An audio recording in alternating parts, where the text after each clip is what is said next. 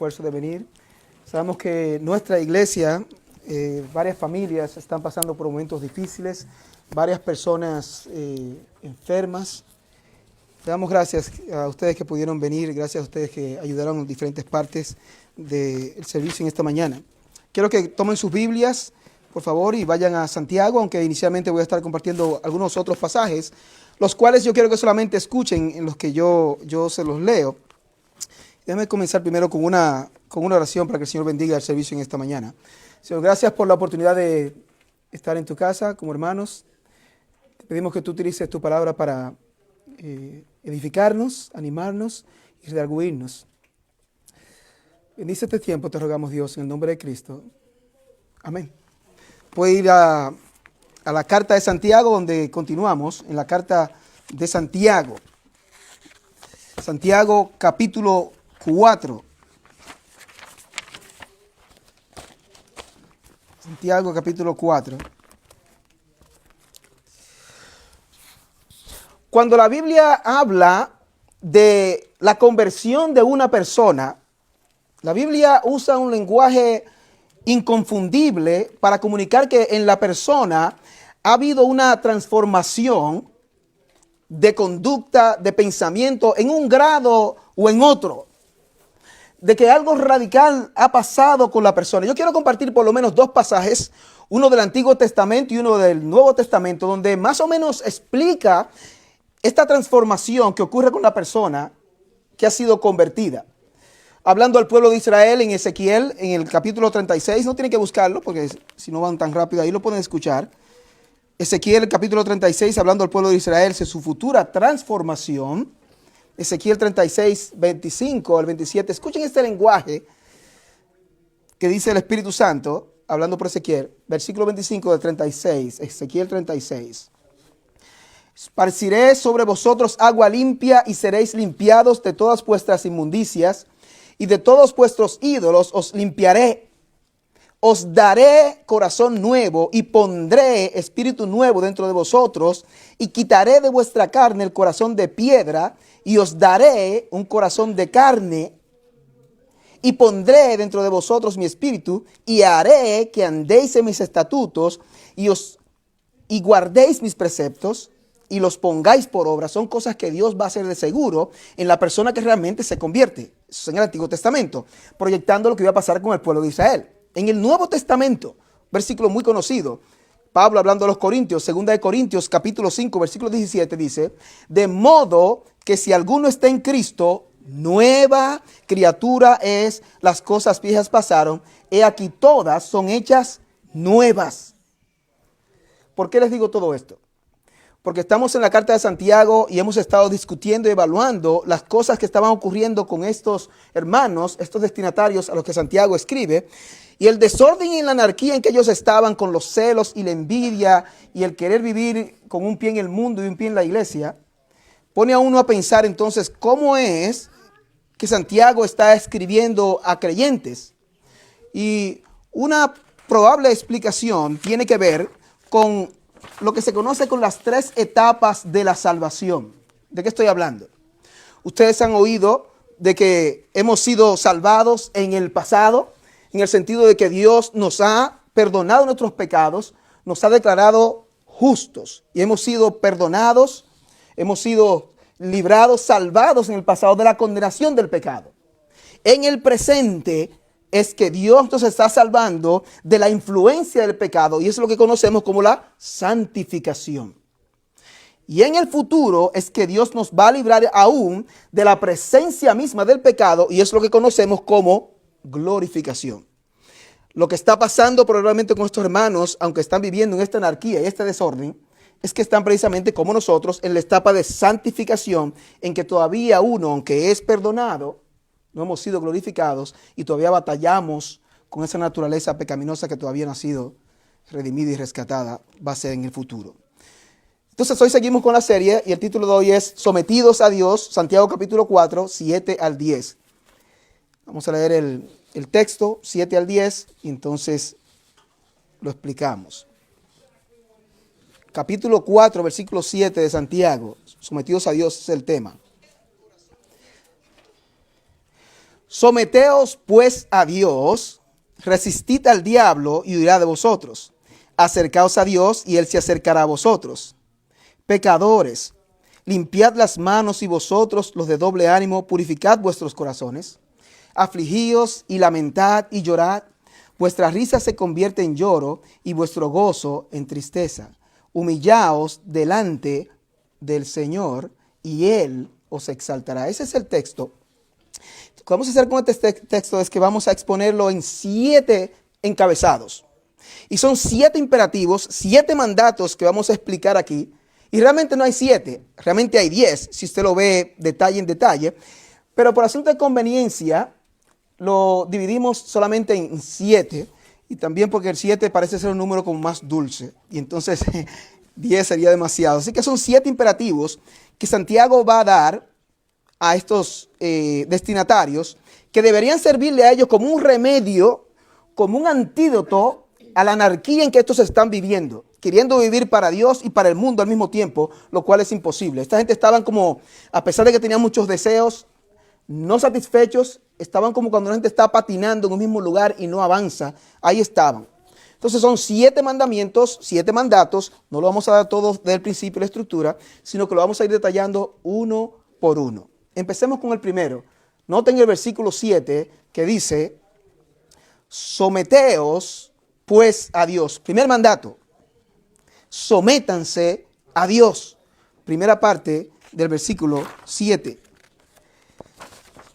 Someterse, es interesante saber el contexto histórico, porque esta palabra se utilizaba para hablar de los militares, los soldados que se sometían a un comandante. Y eso es interesante en la parte histórica, en la parte militar. Lo que me llamó la atención a mí, y aquí lo hemos explicado en el pasado, es lo que significaba la palabra someterse en el contexto no militar. Se utilizaba, y quería decir, que era una actitud voluntaria de ceder o rendirse, cooperando, asumiendo responsabilidad. Y esa es la misma palabra que se utiliza cuando nos dice a los creyentes que nos sometamos al gobierno. Es la palabra que se utiliza en Efesios capítulo 5, versículo 21, hablando de la sujeción mutua entre los creyentes. Y es la misma palabra que se utiliza en el versículo 22 de Efesios 5, donde dice a las esposas que se sometan a sus maridos. Y es un asunto voluntario y la persona decide someterse por el Señor a sus esposos. Y la idea es que está hablando aquí es: sométanse a Dios con esa misma actitud que debe ser voluntaria. Voluntaria. Ese debería ser el primer antídoto para estos hermanos que están viviendo en anarquía, sometiéndose a Dios. Ahora, ¿cómo someterse a Dios? Lo primero es reconociendo la voluntad de Dios que está revelada en su palabra. Otra manera de cómo someterse a Dios es poniendo las prioridades de Dios antes que las nuestras. Procurar vivir para Dios antes que para satisfacer nuestros propios placeres y lujurias y deseos pecaminosos. Y eso tomando en cuenta que dependemos completamente de Dios para todo, como dice el Señor, porque separados de mí nada podéis hacer. Debe haber esa actitud de que dependemos de Dios en todo, si es que vamos a vivir para Él. Si quiere pensar en algunas razones para someterse a Dios, puede haber 2. En primer lugar, Dios es nuestro creador. Y dos, Dios es nuestro sustentador. Oiga lo que dice Spurgeon sobre esto de someterse a Dios. Dice Spurgeon: me maravilla que el mundo no se someta a Dios. Criaturas que no podrían pensar si Dios no les hubiera dado mentes. Piensan en todas las cosas excepto en Él, en Dios. Seres que no podrían vivir si no los mantuvieras en existencia. Te olvidan por completo. O si recuerdan tu existencia y ven tu poder, son lo suficientemente temerarios como para convertirse en tus enemigos. Tremendo atrevimiento. Dice un comentarista: la esencia misma de la incredulidad consiste en no sujetarse a Dios. Eso es lo que dice en Romanos 8:7: por cuanto los designios de la carne son enemistad contra Dios, porque no se sujetan a la ley de Dios, ni tampoco pueden. Eso hablando de los inconversos. Es totalmente contrario a su naturaleza. Ese fue el primer mandato: sométanse a Dios. En segundo lugar, segundo mandato, que está en el versículo 7 en la parte 2. Dice, resistid al diablo y huirá de vosotros. Mandamiento. Resistid al diablo.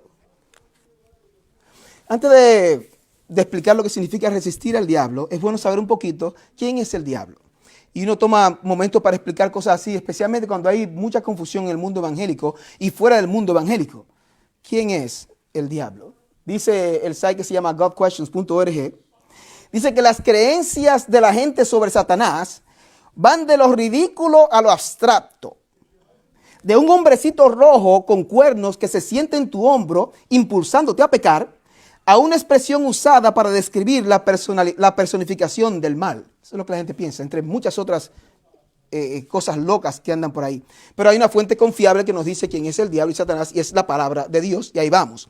Aunque la Biblia no nos da todas las cosas que quisiéramos saber en nuestra mente curiosa, estamos y debemos estar contentos solamente con lo que la Biblia nos habla de estos seres invisibles. Algo para recordar es que el diablo, Satanás, es real, no es un mito, es real. Alguien puede decir, yo no creo en el diablo. No importa, no cambia las cosas. Jesús cree en el diablo. ¿A quién le creemos?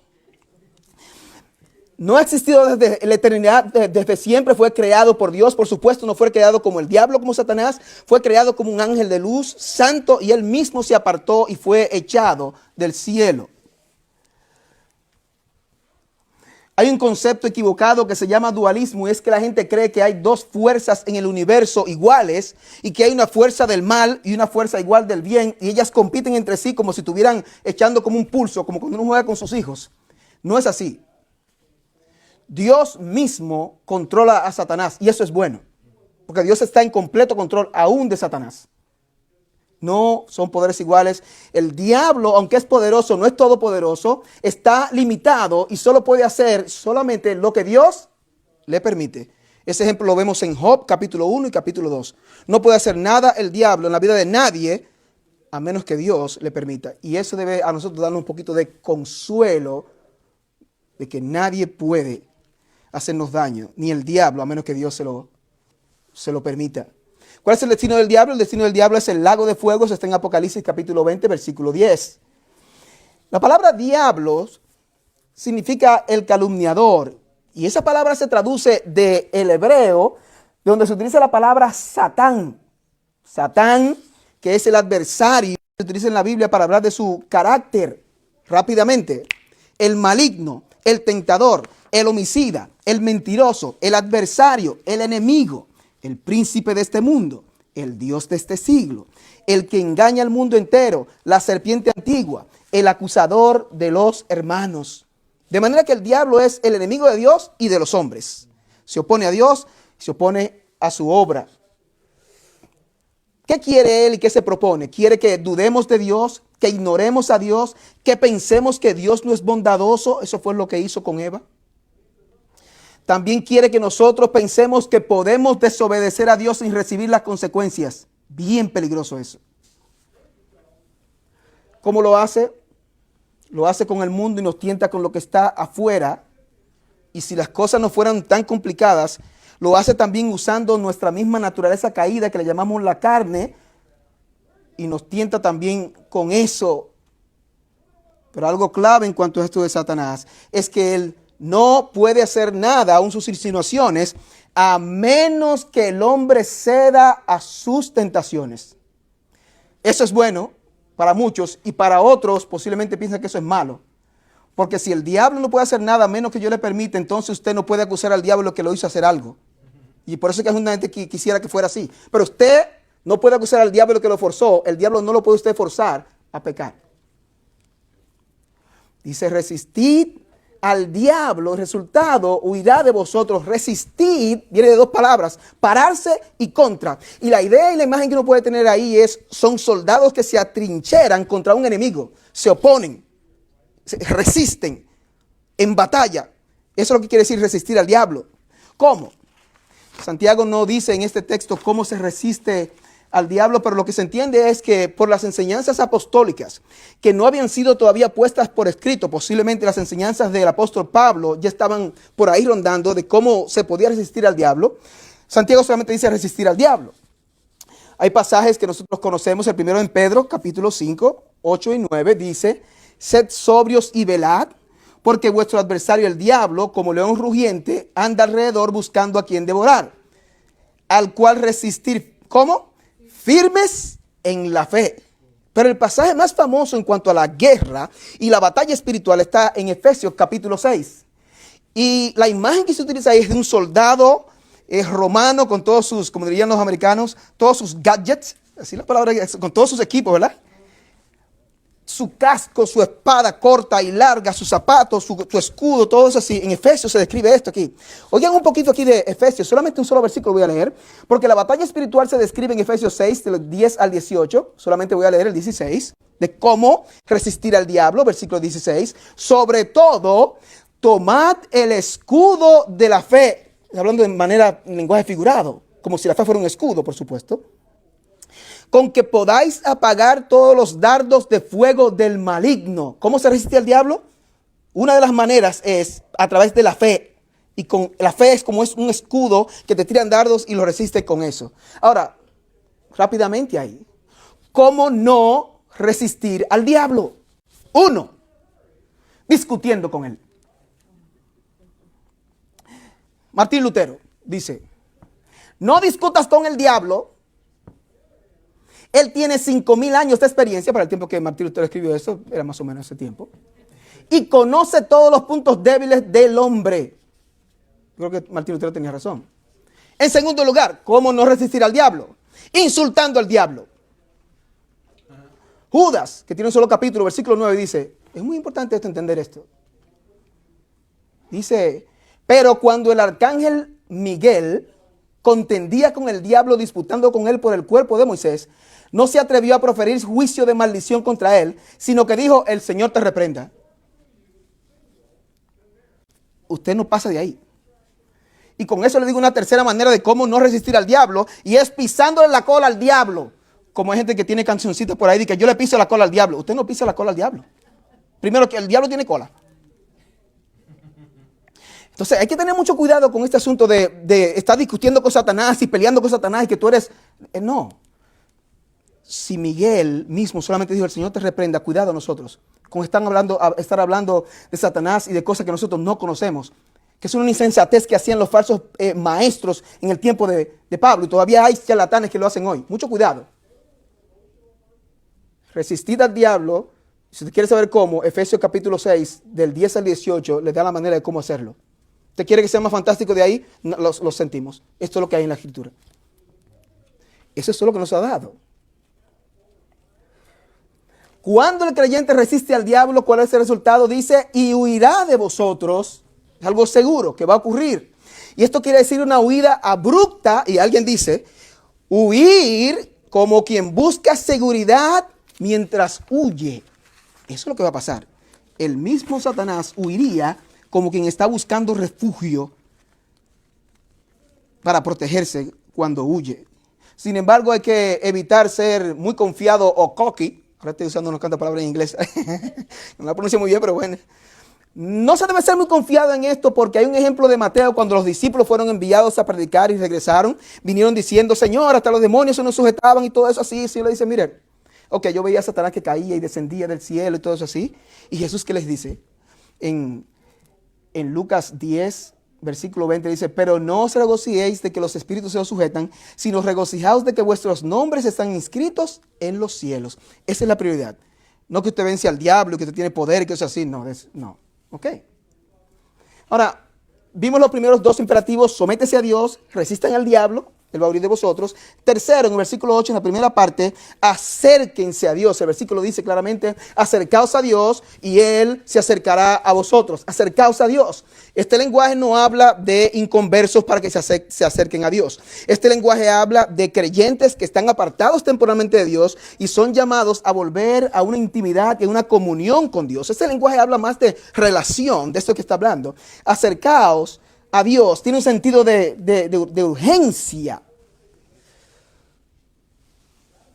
Posiblemente lo que Santiago tiene en mente cuando habla de este lenguaje de acercarse a Dios es lo que ellos conocían, lo que es para nosotros el Antiguo Testamento. Y en Salmo 145, 18, oigan lo que dice: cercano está Jehová a todos los que le invocan, a todos los que le invocan de veras. Qué buena la escritura. No te deja como huequitos para que tú busques como loopholes. Y, no. Yo estoy buscando a Dios. No, pero a todos los que le invocan de veras. Malaquías 3:7 resume el patrón de la historia del pueblo de Israel y dice, Malaquías 3:7, desde los días de vuestros padres os habéis apartado de mis leyes y no las guardasteis. Dice Dios, volveos a mí y yo me volveré a vosotros, ha dicho Jehová de los ejércitos. Pero de los ejemplos que más me gustaron es el ejemplo de la narración de Jesús sobre el hijo pródigo o el hijo perdido de Lucas capítulo 15. Ustedes recuerdan que este muchacho se fue, quería que su papá se muriera para conseguir la herencia, esa es la idea del pasaje. Y después que se vio mal, cayó en lo profundo, él decidió volver a su padre, reflexionó, volvió en sí y preparó su discurso y todo eso así. En Lucas capítulo 15, versículo 20, dice sobre este muchacho, y levantándose vino a su padre, y cuando aún estaba lejos, lo vio su padre. ¿Cómo? El padre no sabía si el muchacho iba a volver. Pero dice que el papá posiblemente estaba afuera en una silla esperando por si un día su hijo iba a regresar. Oigan el corazón de Dios. Está esperando que los que están lejos regresen. Y está como un papá que está en su silla por la tarde esperando cuándo vendrá mi hijo. Esa es la idea aquí. Y dice aquí, lo vio su padre. Y MacArthur hace un tremendo trabajo cuando predica este asunto. Dice, y fue movido a misericordia. Se le movieron sus entrañas. Tuvo compasión de su hijo. Dice, y corrió. Y se echó sobre su cuello y le besó. Y la idea de que el papá besó al hijo pródigo no es que le besó y le dio un besito así en la mejilla o en la frente. La idea de que le besó es que le besó mucho, como, ay, mi hijo. Ese es el corazón de Dios. Para los que están lejos, que están dispuestos a regresar, el que viene a mí, dice Cristo, yo no le he hecho fuera. ¿No es bueno nuestro Dios? Es muy bueno el Señor de nosotros. Ese es el corazón de Dios. Y dice, acerca a Dios, Él se acercará a vosotros. Alguno puede decir como una objeción, es que yo he tratado de acercarme a Dios, pero no parece que está funcionando. Posiblemente debes considerar dos versículos. Isaías 59, 1 y 2. He aquí que no se ha cortado la mano de Jehová para salvar, ni se ha agravado su oído para oír. ¿Y qué está pasando? Bueno, pero vuestras iniquidades han hecho división entre vosotros y vuestro Dios, y vuestros pecados han hecho ocultar de vosotros su rostro para no oír. ¿Tú quieres saber por qué Dios no parece estar respondiendo? ¿No hay algo entre ti y Dios, entre tú y Dios? ¿No será tu pecado que no lo quieres dejar? Hebreos 10:22. Los creyentes tenemos acceso a Dios. Ahora dice, acerquémonos con corazón sincero, en plena certidumbre de fe, purificados los corazones de mala conciencia y lavados los cuerpos con agua pura. Esa debe ser la actitud de acercarse a Dios. En este último versículo de Hebreos nos ayuda a hacer una transición entonces al cuarto mandamiento. Cuarto mandamiento, que está en la parte segunda del versículo 8. Límpiense las manos y purifiquen sus corazones. Dice, pecadores, limpiad las manos, y vosotros, los de doble ánimo, purificad vuestros corazones. Noten que dice pecadores. Dicen los comentaristas que esa es una palabra muy fuerte ahí. ¿Por qué? ¿No sabían los judíos que ellos eran pecadores? Sí, sabían, pero para los judíos, los pecadores en este sentido eran solamente los no judíos llamados gentiles. Estos pecadores aquí, ese término se utilizaba para pecadores realmente que vivían abiertamente en pecado, en pecados bien groseros. Son gente que vivían realmente alejados de Dios, gente que vivían en vicios e idolatría. Y cuando Santiago les dice a estos que antes les decía, hermanos, queridos hermanos, tantas veces antes, y ahora les da como un golpe, pecadores, es como para despertar su conciencia. ¿Qué es lo que ustedes están haciendo? En envidias y en celos, incompetencias y queriendo vivir con un pie en el mundo, un pie en la iglesia. ¿Pecadores? ¿Cómo? Soy judío. Es pecador. Eso es lo que está haciendo Santiago como si fuera un profeta aquí. ¿Y qué le dice? Limpiad las manos. Aunque el verbo aquí de limpiar se utilizaba en sentido literal para hablar de limpiar, aquí se utiliza en el lenguaje figurado o metafórico de limpiar. Y posiblemente lo que tiene Santiago en mente también es la idea del Antiguo Testamento, en que los sacerdotes tenían que limpiarse las manos y los pies antes de entrar en el lugar de reunión, a reunirse con Dios, que se llamaba el tabernáculo. Cuando vemos eso en Éxodo capítulo 30, me llama la atención que dice que ellos debían lavarse las manos y los pies, los hijos de Aarón, y dice 2 veces, para que no mueran. Para que no mueran. ¿Cuál es la idea? ¿Te vas a acercar a Dios? ¿Quieres acercarte a Dios? Asegúrate que tus manos estén limpias. Hablando de la actitud que debe haber en cuanto al pecado. Y vosotros, los de doble ánimo, dice. La persona de doble ánimo, si usted recuerda en el capítulo 1, versículo 8, habla de la persona indecisa, que tiene lealtades divididas, que tiene, como dice la traducción, 2 almas. Una gente que no sabe si servir a Dios o servir al mundo, servir a sus pasiones o servir a Dios. Está como en el medio, ni es chicha ni limonada, como dicen los mexicanos. Y dice, y vosotros, los de doble ánimo, purificad vuestros corazones. Y es probable que Santiago tiene en mente Salmo 24, 3, 4, que aquí predicamos. Salmo 24, 3, 4, oigan el lenguaje del salmista David. Dice versículo 3 de Salmo 24, ¿quién subirá al monte de Jehová? ¿Y quién estará en su lugar santo? Respuesta, versículo 4. El limpio de manos y puro de corazón, ese. Explícame un chin más. Bueno, el que no ha elevado su alma a cosas vanas, ni jurado con engaño. Esto está hablando realmente de una actitud y un acto con el pecado, porque las manos y los pies representaban tus acciones, lo que tú haces, lo que se ve de afuera. Y tu corazón, que es tu esencia misma, lo que realmente, y quien realmente tú eres, es tu corazón. Sabemos que no es lo que pompea la sangre, es quien eres tú realmente. Así que limpiar las manos, dejen la rapiña de sus manos, como el profeta Jonás cuando predicó allá en Nínive. Y el mismo rey le dijo a ustedes, dejen la rapiña de sus manos, o sea, su robo y su vagabundería, déjenla y rueguen al Señor. O sea, abandonen el pecado primero y rueguen al Señor. Creyente, dice el doctor Caballosa, debe tener la actitud de reconocer la santidad de Dios antes de entrar en su presencia, por supuesto. Número 5, quinto mandamiento. Versículo 9, la primera parte. Dice, afligíos y lamentad y llorad. Y si estuviéramos escuchando a Santiago cuando lo estaba diciendo, posiblemente tenía este mismo tono.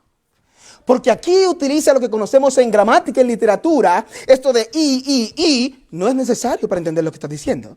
En literatura es lo que se llama polisíndeton.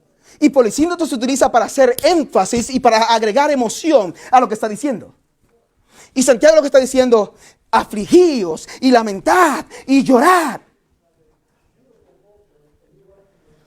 Son términos muy relacionados, pero es como si estuvieran ellos construyendo una especie de momentum de lo que él está tratando de decir.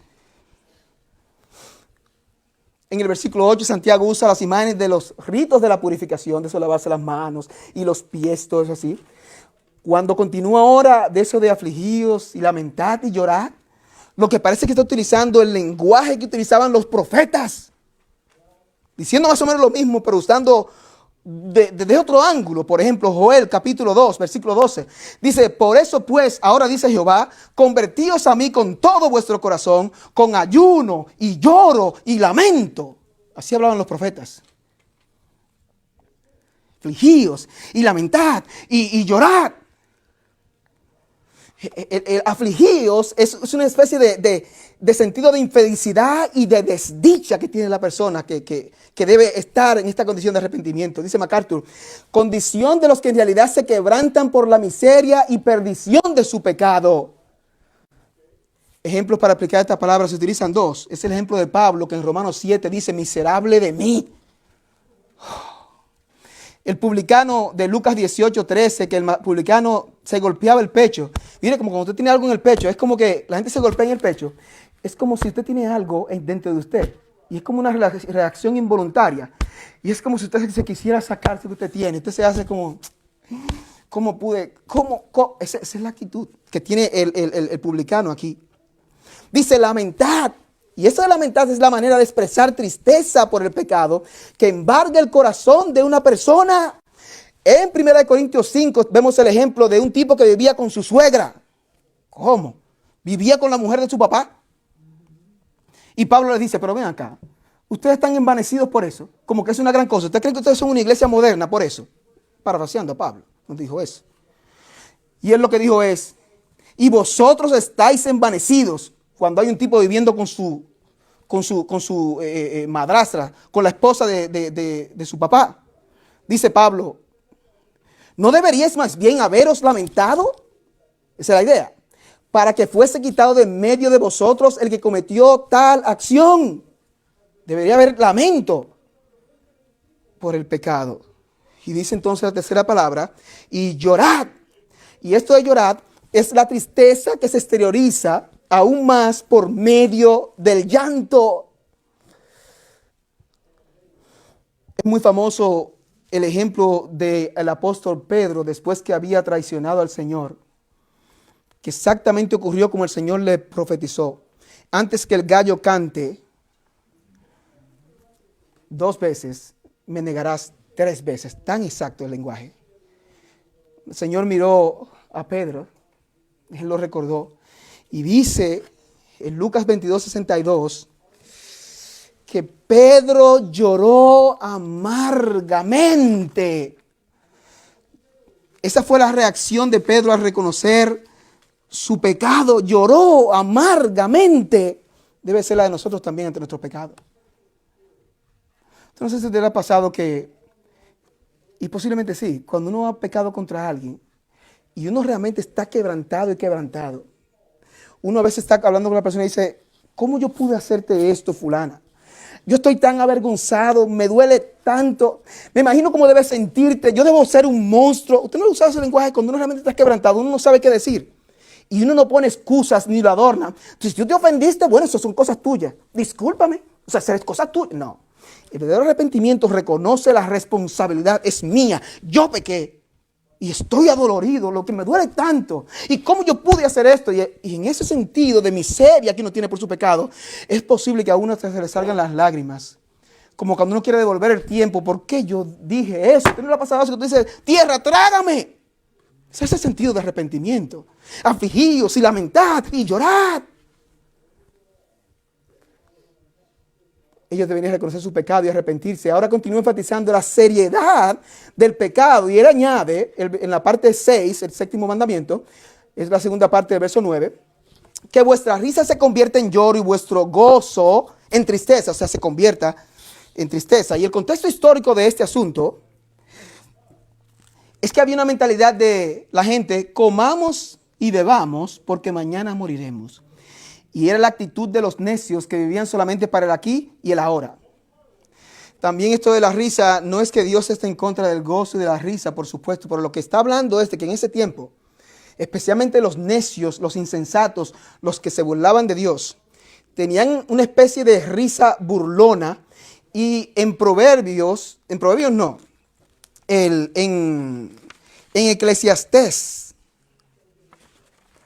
7:6 dice, porque la risa del necio es como el estrépito de los espinos debajo de la olla. ¿Cuál era la idea? En el Medio Oriente la madera era muy escasa. ¿Qué hacía la gente? Conseguía lo que podía y eran como especie de pedacitos de hojarasca, palitos no muy buenos, y se encendía el fuego bastante rápido y hacía un ruido tremendo. Pero el fuego no duraba mucho. Y entonces compara al necio su risa temporal, porque se goza en el pecado por un tiempo muy corto y es insensatez. Y lo compara como a este fuego que se enciende rápidamente, es como mucha bulla y no dura ni 5 minutos. Así es la risa del necio. De esa risa es que está hablando.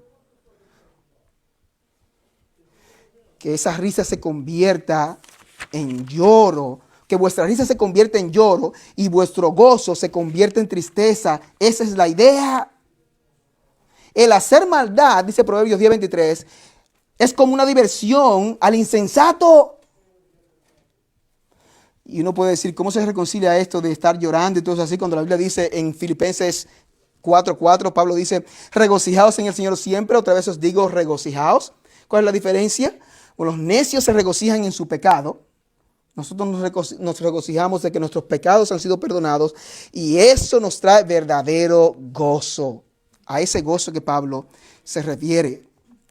Y aún los cristianos, dice Douglas Moo, profesor de TMS, dice, aún los cristianos comprometidos podemos llegar a tener esta actitud, sobre todo si hacemos más énfasis en el perdón y la misericordia de Dios que en otros de sus atributos. Y vivimos así también. Cuidado con eso.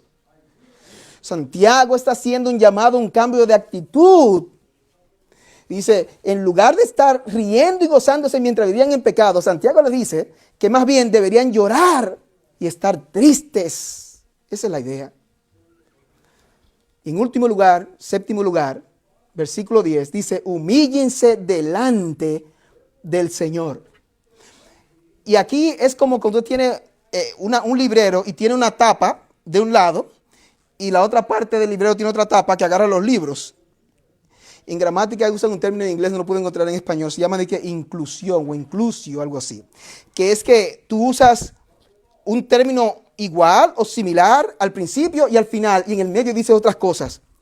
El lenguaje que utiliza aquí para la parte 7 es humíllese delante del Señor, tiene relación con lo que dijo al principio de acercarse a Dios y someterse a Dios particularmente.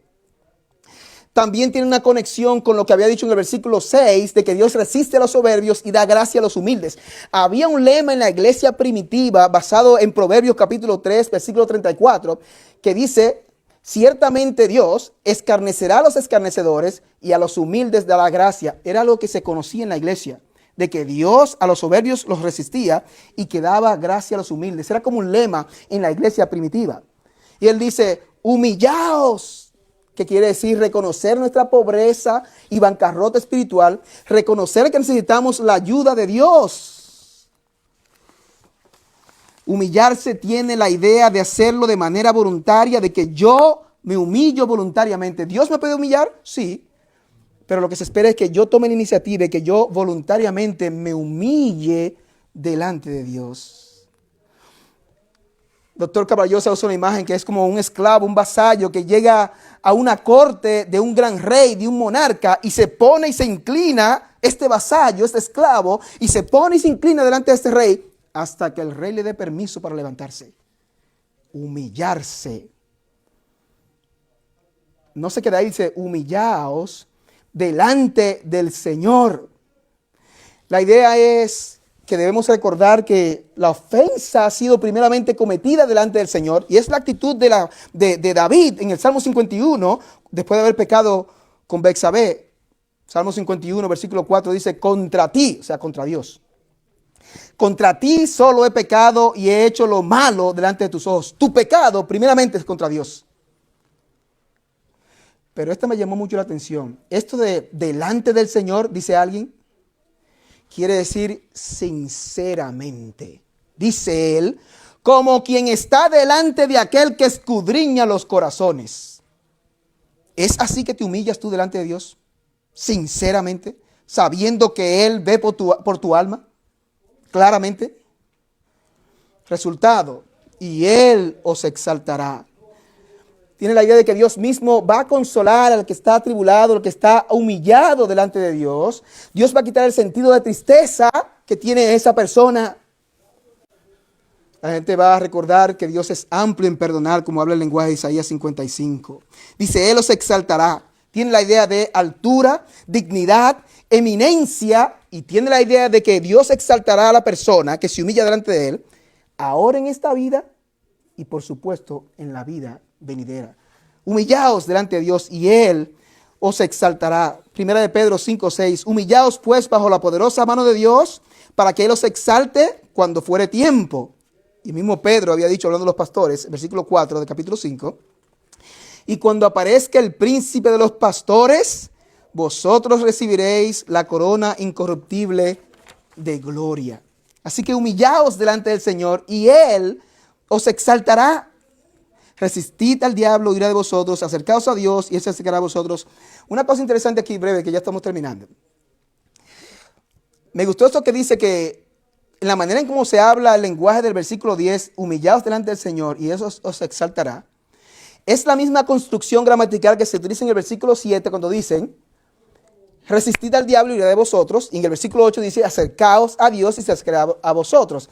Dice que eso es lo que se llama un hebraísmo. Es una especie de modismo que si se traduce exactamente palabra por palabra, no se entiende totalmente la idea.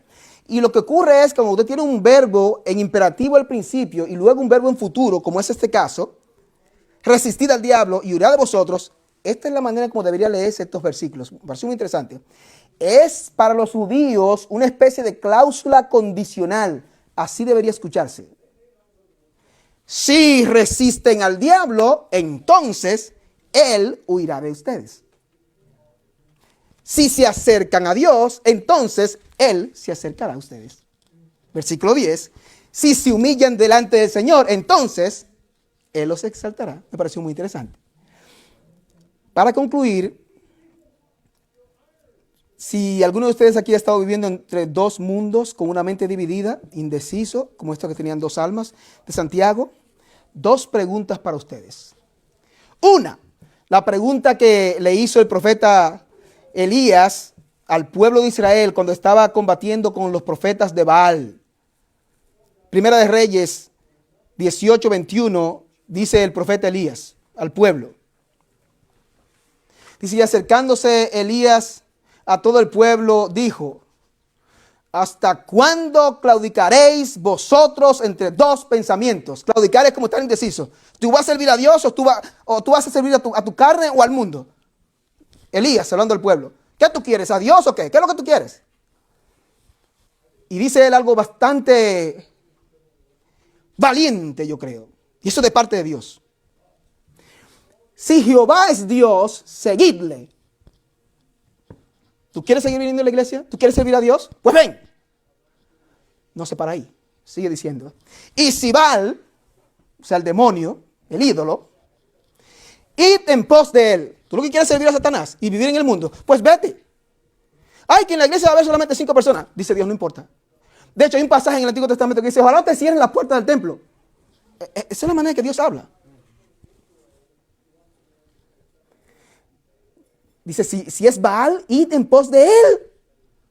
Dice, y el pueblo no respondió palabra. Por supuesto, ¿qué van a responder? Tú estás en el medio, aquí y allá. ¿Tú sirves a Dios o no sirves a Dios? Dios dice, tú me quieres servir, sírveme. Si no, vete. Es una manera de decirlo, porque eso fue lo que dijo Elías. Es que en el medio, que tibio, que no. Segunda pregunta, y con eso terminamos. Es lo que Pablo dice en la carta de los Romanos, capítulo 6. Dice hablando del pecado, que si como para iniquidad presentasteis vuestros miembros para servir a la inmundicia y a la iniquidad, así ahora para santificación presentad vuestros miembros para servir a la justicia. Y él hace este análisis, le pregunta, versículo 21 de Romanos 6. Pero ¿qué fruto teníais de aquellas cosas de las cuales ahora os avergonzáis? ¿Tú quieres seguir viviendo en tu pecado? Y Pablo te dice, pero, ok, piensa en eso. ¿Qué es lo que tú sacabas de esa vida de pecado que tú tenías? Nosotros cuando vivíamos en pecado. ¿Tú quieres seguir viviendo en eso? Analízate. ¿Qué sacaste de eso? ¿Quieres servir a Dios o al mundo? Decídete, dice Elías. Coge uno de los dos. En el medio no.